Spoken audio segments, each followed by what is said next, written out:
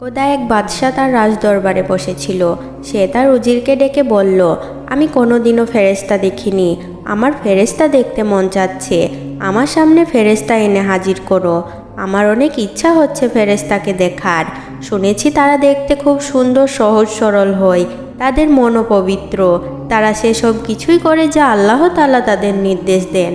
তখন উজির বলল, হে বাদশাহ, ফেরেশতাদের আমরা সাধারণ মানুষ দেখতে পাই না, তারা নূরের তৈরি। আল্লাহ তার বিশেষ কুদরতে নূর দিয়ে ফেরেশতা সৃষ্টি করেছেন। আমরা সাধারণ মানুষ তাদের কিভাবে দেখতে পাবো? তাদের দর্শন তো কেবল নবী রসুলগণ পেতেন। আল্লাহ ফেরেশতাদের মাধ্যমে নবী রসুলগণের নিকট ওহী প্রেরণ করতেন। এটা শুনে বাদশাহ বলল, আমি এত কিছু জানি না, তুমি যেভাবেই হোক একজন ফেরেশতাকে আমার নিকট হাজির করো।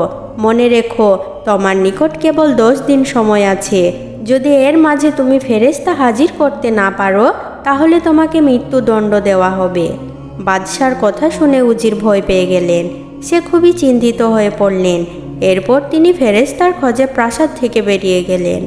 মনে মনে আল্লাহর কাছে দোয়া করতে লাগলেন, আল্লাহ যেন তাকে একজন ফেরেশতার সাথে সাক্ষাৎ করিয়ে দেন। সে মৃত্যুদণ্ডের কথা ভেবে ভীত ছিল। সে ভাবতে ভাবতে একটি জঙ্গলে প্রবেশ করল। এরপর বিশ্রাম নেওয়ার উদ্দেশ্যে একটি গাছের নিচে বসে উজির খেয়াল করল তার কাছে একজন বয়স্ক মানুষ বসে আছে। তাকে দেখে কোনো দরবেশের চেয়ে কম মনে হচ্ছিল না। উজির তার নিকট গিয়ে দাঁড়ালো। উজিরকে দেখে সে দরবেশ জিজ্ঞাসা করল, তুমি কে বাবা?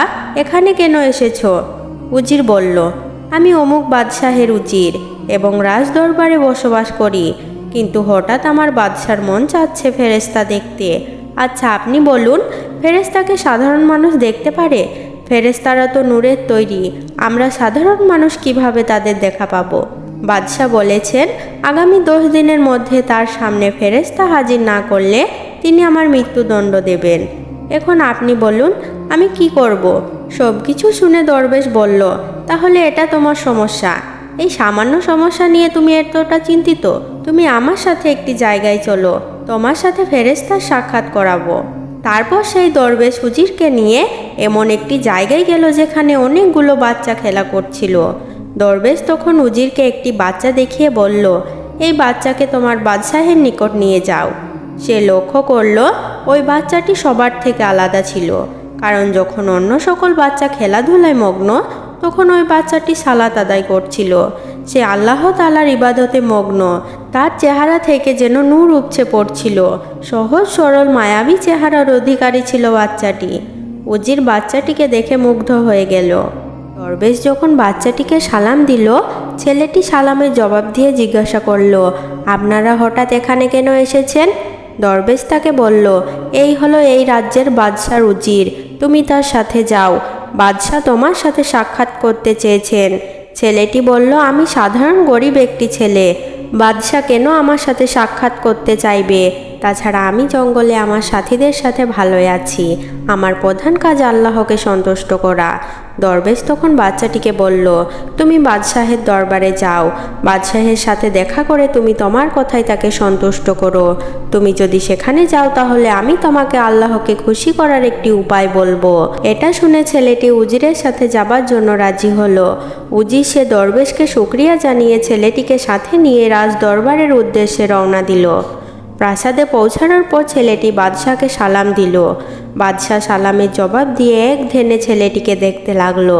এত সুন্দর নুরানি চেহারার অধিকারী ছিল যে বাদশাহ বিস্মিত হয়ে উজিরকে জিজ্ঞাসা করল, এই ছেলেটিকে?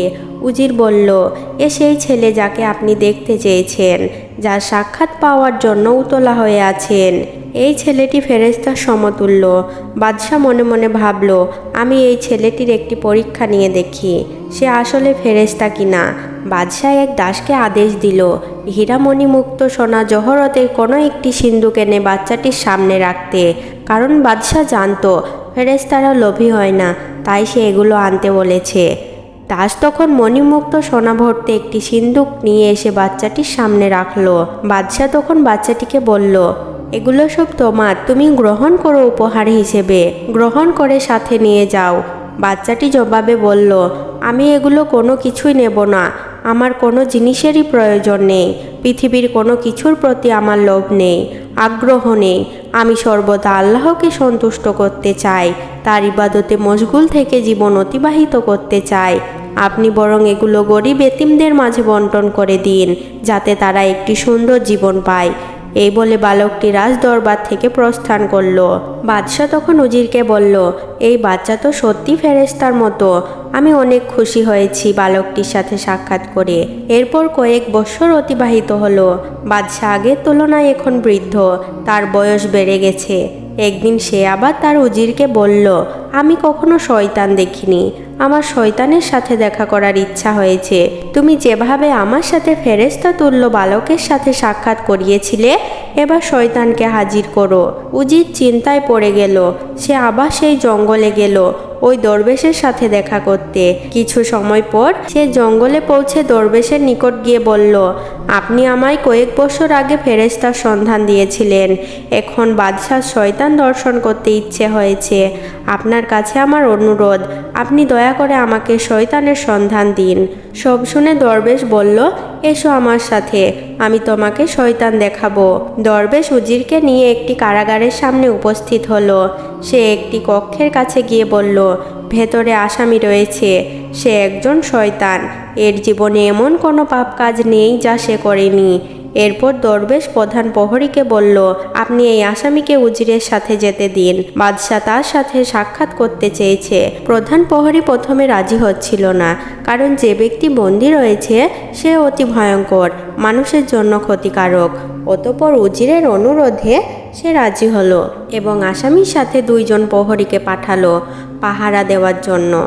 উজির তাদের নিয়ে রাজ দরবারে হাজির হলো।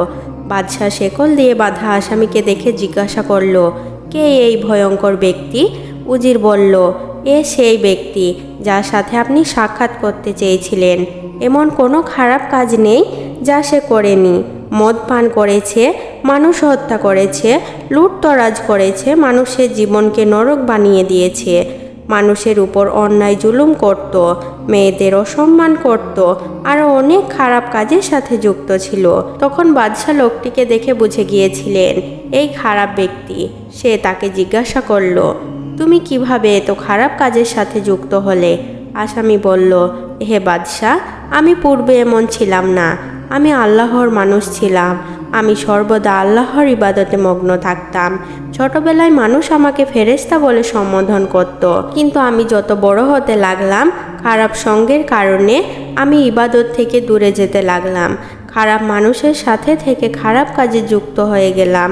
এখন আমি পুরোপুরি শয়তানে পরিণত হয়েছি। বাদশাহ আসামিকে চিনতে পারল। বলল, তুমি সেই বালক যে ছোট থাকা অবস্থায় আমার কাছে এসেছিলে।